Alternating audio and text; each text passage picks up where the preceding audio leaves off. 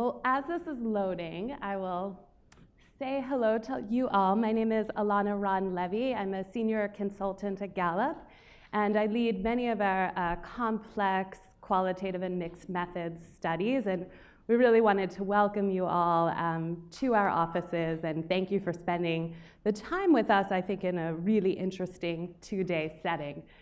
So today we wanted to share some of our thoughts about this kind of crazy, complex 2016 polling and election landscape, which I think has left so many of us reeling and really asking some fundamental questions about our industry, both quantitatively and qualitatively.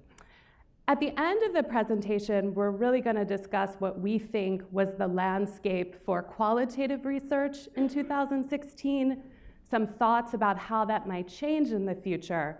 But in order to do that, we felt it was really important to lay some foundations about the landscape of quantitative public opinion polling.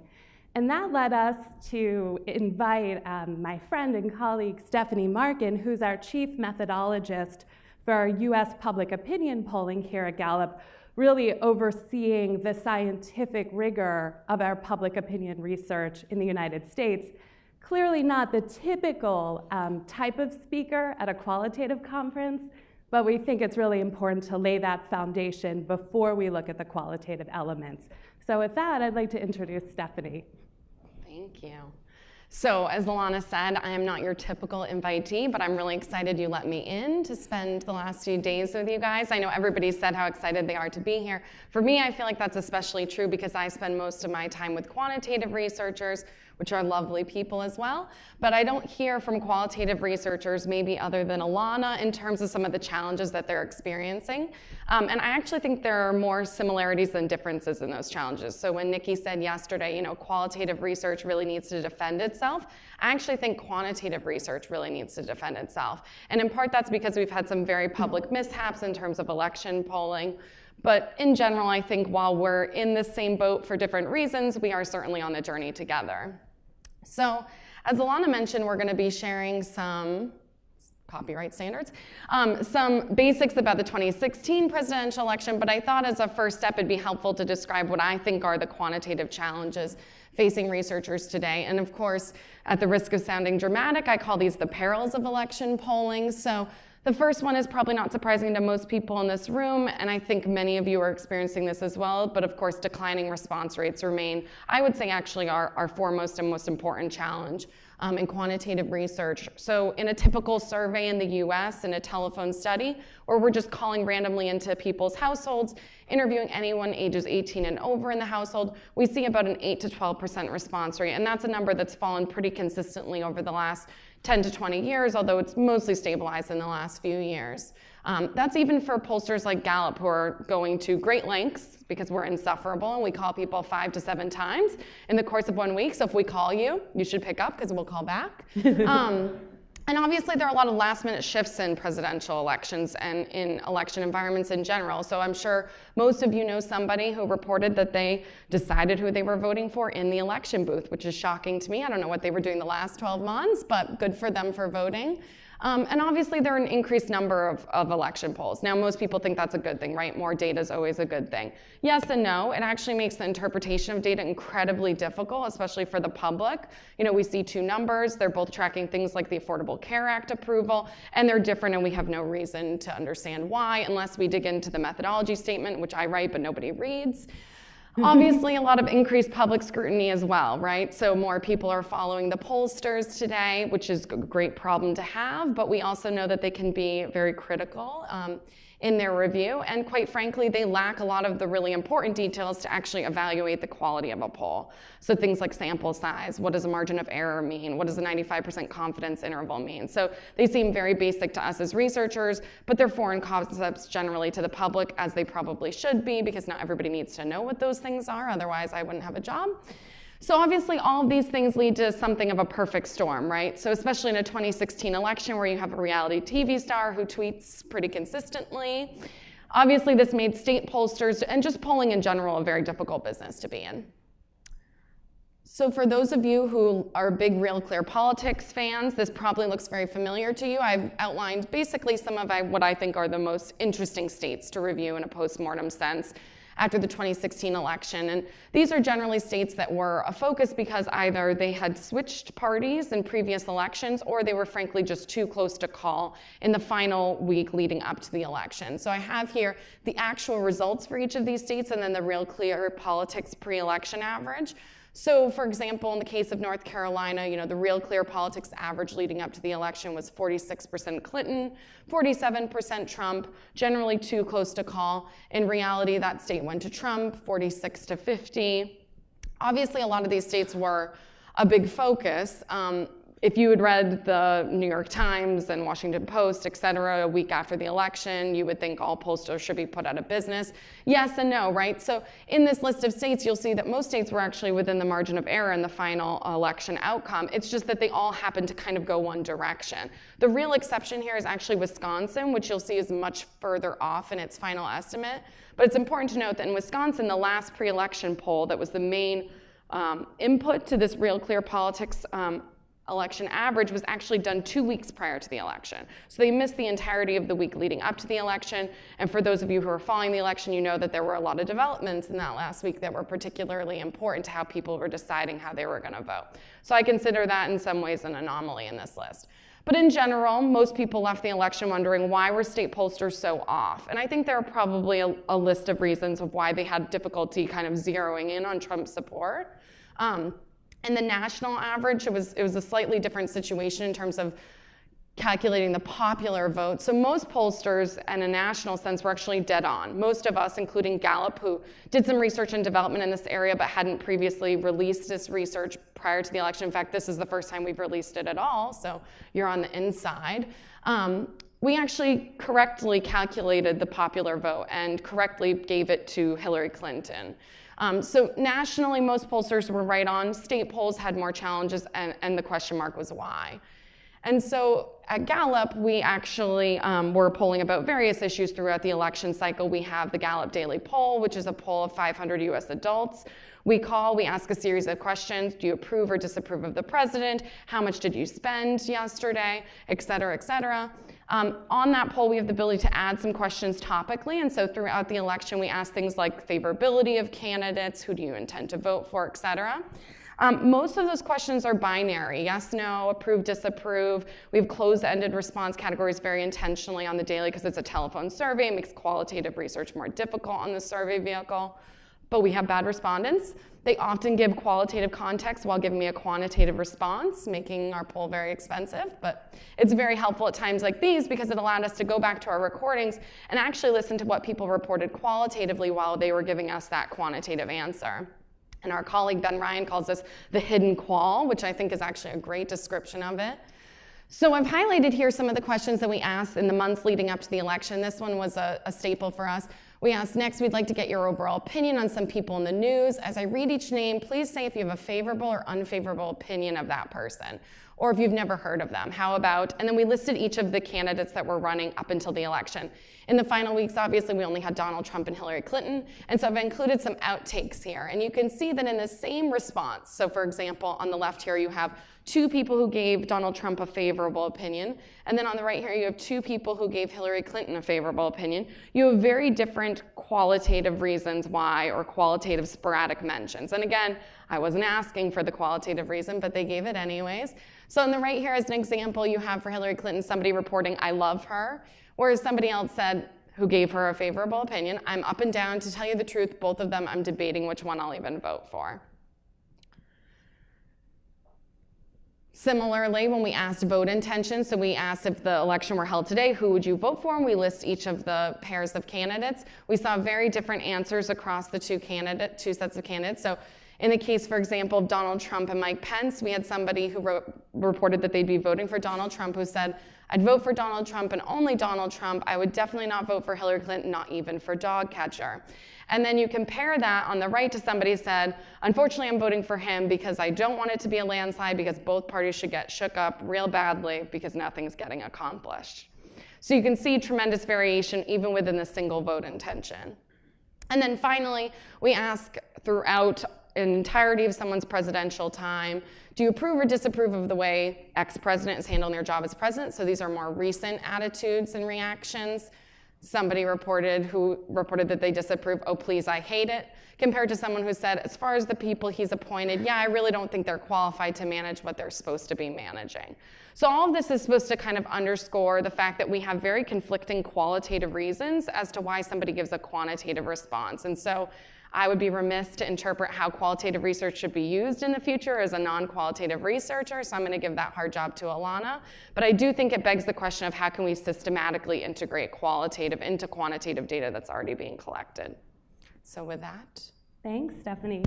You know, I was blown away when I looked at those slides from Stephanie for the first time and realized Gallup's been polling since 1936, predominantly on the telephone with live interviewers and, you know, or face-to-face, and thinking about that in these decades and decades of quantitative binary polling responses, there's this incredible, I think, treasure trove of qualitative excerpts and sort of ad hoc comments, really revealing huge variance in intention behind the same quantitative response.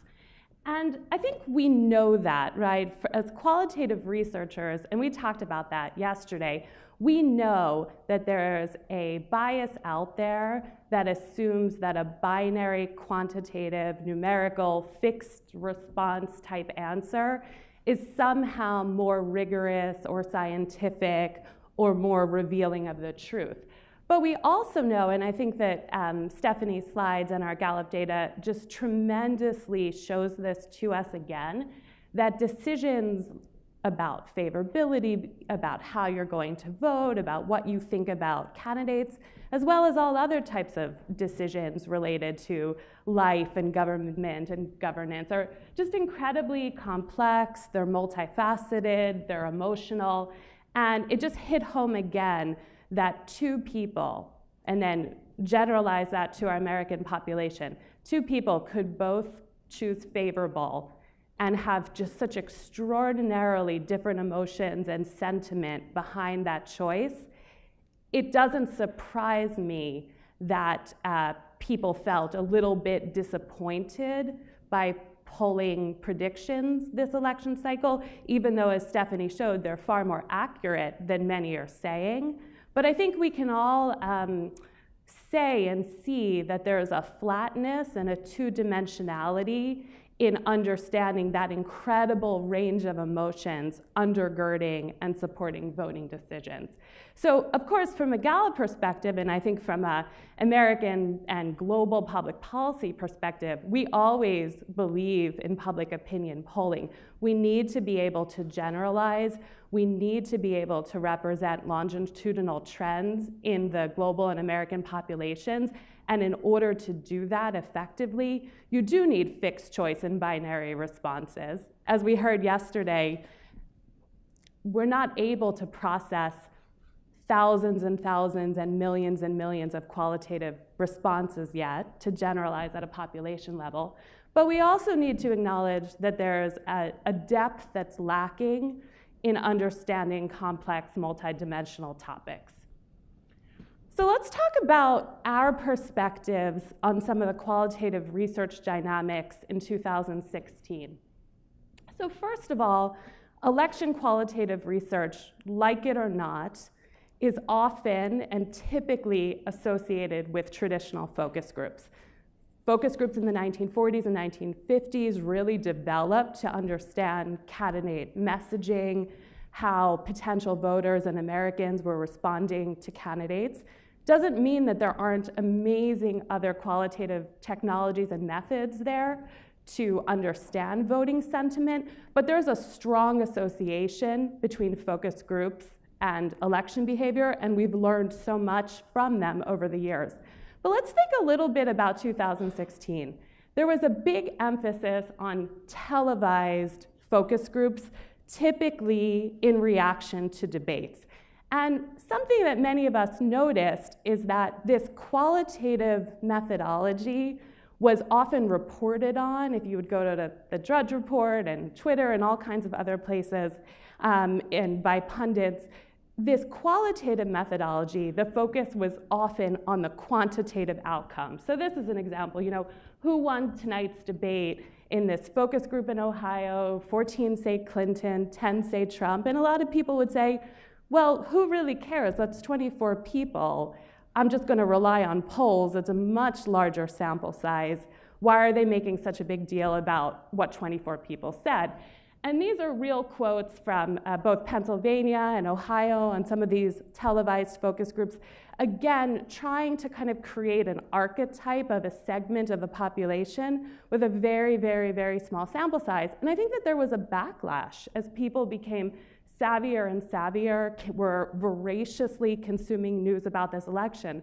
And what I was struck with was there was so much emphasis on quantifying these small sample size qualitative responses, and there was so little emphasis on understanding the context and the background and the rationale behind the reactions, which is much more conducive for a qualitative setting. And then I think something else happened, which was pretty unique.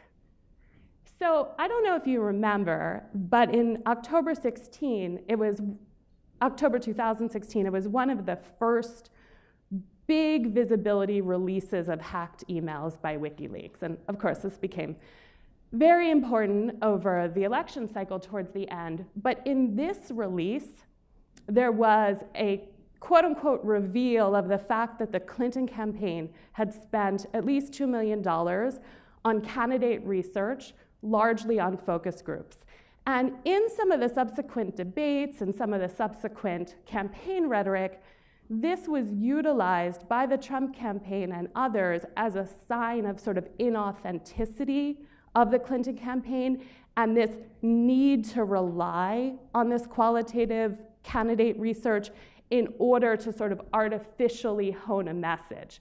And that was juxtaposed against a candidate who really, I think, hailed himself, and I think that this was very appealing to be able to say, I don't need to rely on that in-depth messaging because I am who I am. This is an authentic representation of my values, and I don't need this research. So I think there were numerous challenges to the focus group method. One was utilizing it incorrectly in a more quantitative way than it's designed, but also just sort of this insinuation that by doing a lot of this research, you're compensating for deficiencies as a candidate.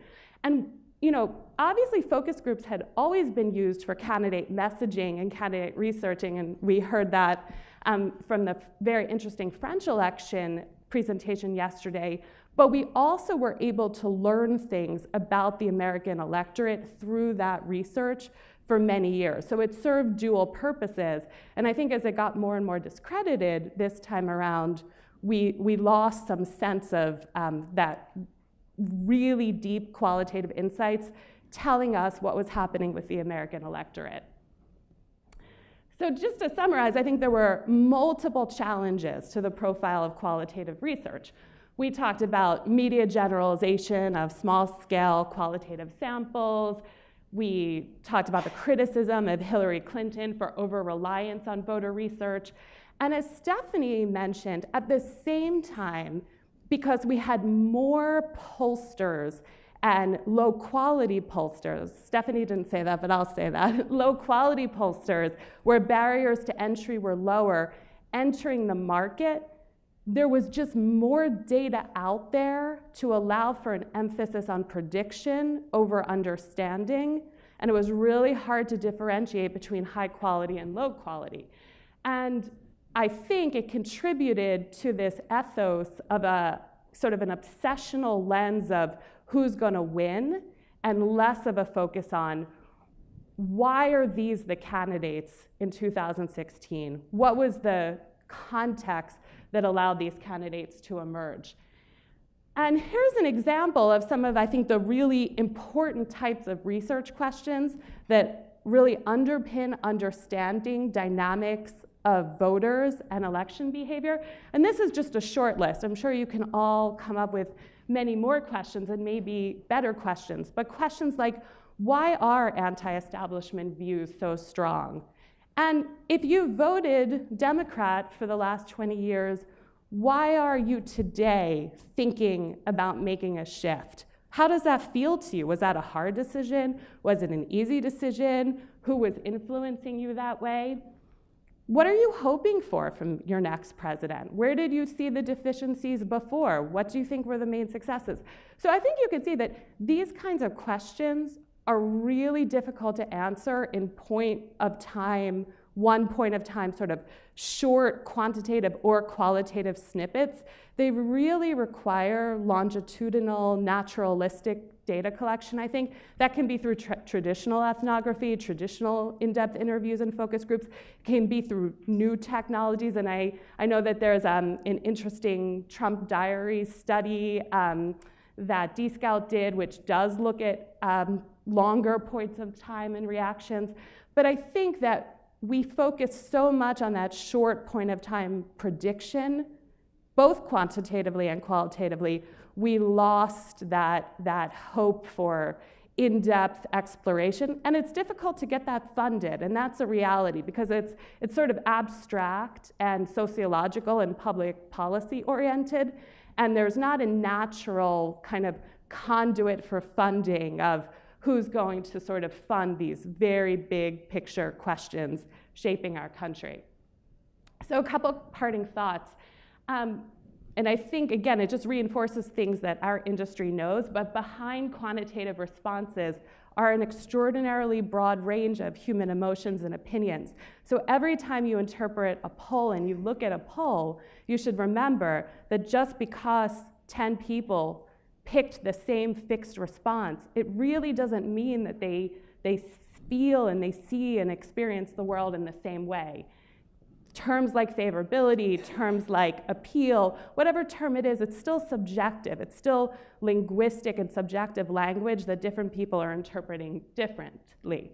And we know that there's a high association with focus groups in election cycles, and we know that there are challenges. So I'm very eager to hear from others that as more elections come to bear in this country, will there be more of a resurgence of different types of qualitative methods that won't be caught up in some of the challenges of the past?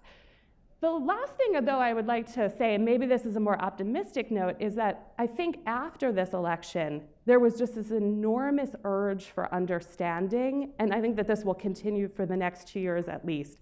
There's going to be some great books written. But look at what has gone to the top of the bestseller list since the election. It's books like Hillbilly Elegy. It's long-form articles that are just inherently ethnographic and qualitative in nature and just sort of say, okay, the polls showed us the representative behavior of this state, but we have no idea why. We have this continual search for meaning of why these extraordinary changes happen. So in our opinion, I think it bodes really well for a resurgence and hopefully more of a prioritization of qualitative research going forward, not to predict, but to understand. So with that, hoping that there are some comments and questions, because we know everyone has a view on this. This is admittedly more quantitative question. So,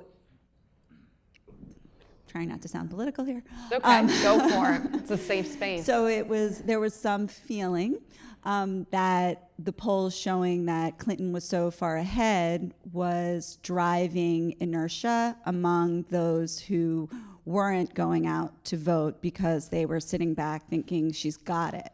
So how do you feel that these political polls actually affect outcomes? Oh, that's a really good question. Well, you kind of saw that actually in one of the qualitative answers, right? Somebody said, well, I'm voting for him because it's going to be a landslide. And so there's the non-vote question, right? How many people stayed home because they thought it was up for grabs? That's a good question. It's hard to measure that, right? Post-mortem, it's really easy to ask people questions about why they voted for whom they voted, but they actually do a really bad job of describing that in their own words, or even doing so accurately and saying where they were when they decided if they were going to vote or not vote and why. Do I think that's true? I think maybe there's actually a little bit of like an unspoken agreement among a lot of pollsters that they shouldn't release certain numbers at a certain time for that exact reason.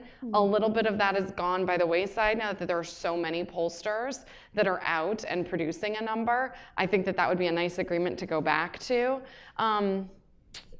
It's a great question. I wish I had a better answer. I don't know. I mean, the other question that I get often that I'm expecting somebody to ask is, did people just not tell people that they were voting for Trump because it was an interviewer effect? We actually really haven't seen that in any of the data that we have internally. We did an experiment where we asked people to report on the web who they were going to vote for.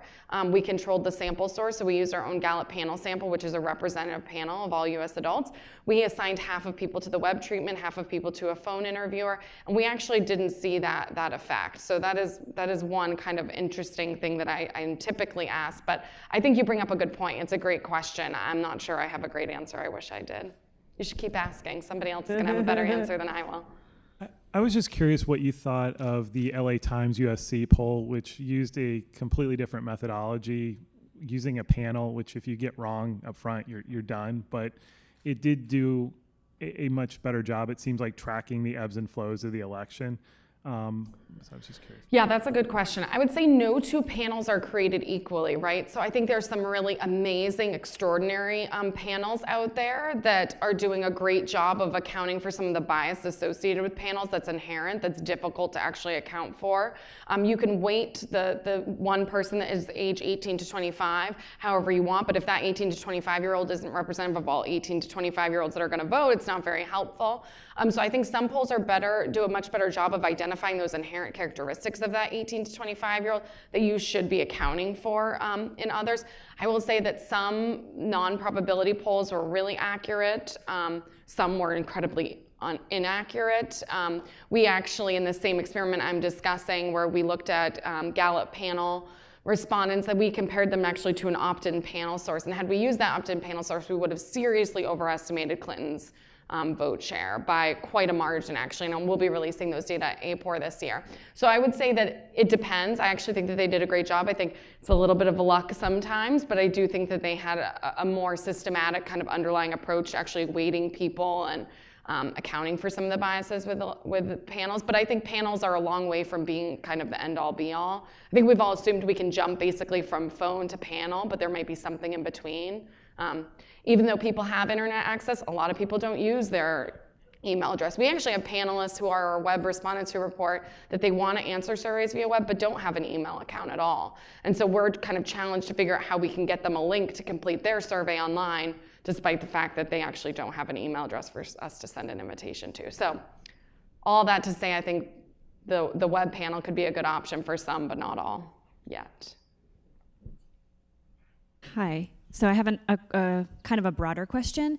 I really like the point that you made about hidden qualitative. I think a lot of us in the room obviously understand the value of that, and we try to make the hidden qualitative less hidden and more in the spotlight. I was just wondering for you if the learning that you guys got out of this and seeing that there were some qualitatively very distinct different reasons why people made the same voting choice, if that's going to impact any of your future methodologies or any of your future approaches on polling so that you can take some of that into consideration as well.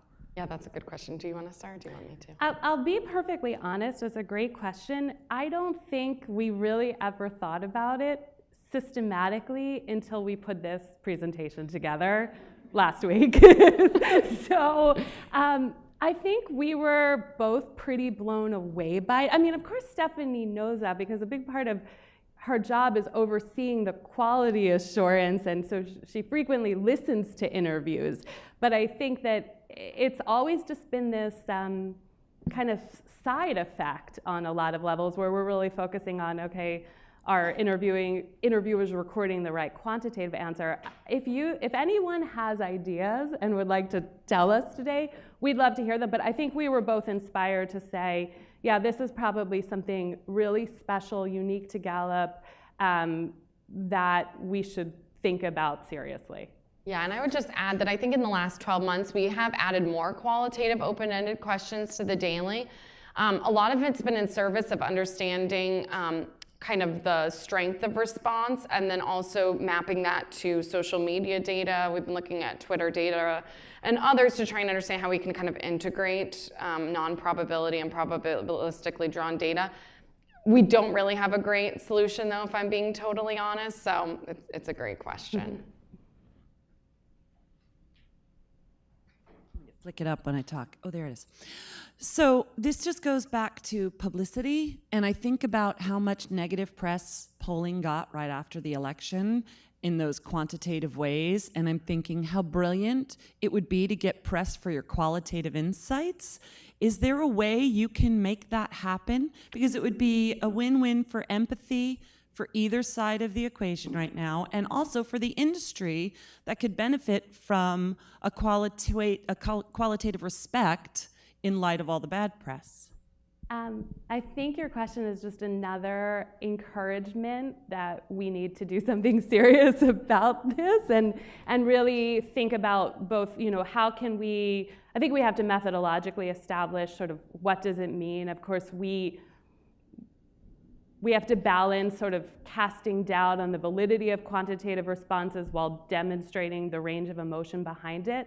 But I agree with you that by thoughtfully thinking about how to summarize and publish those findings and really delve into the implications for both polling and for qualitative research, it could do a service to our industry as well as just our understanding of this election.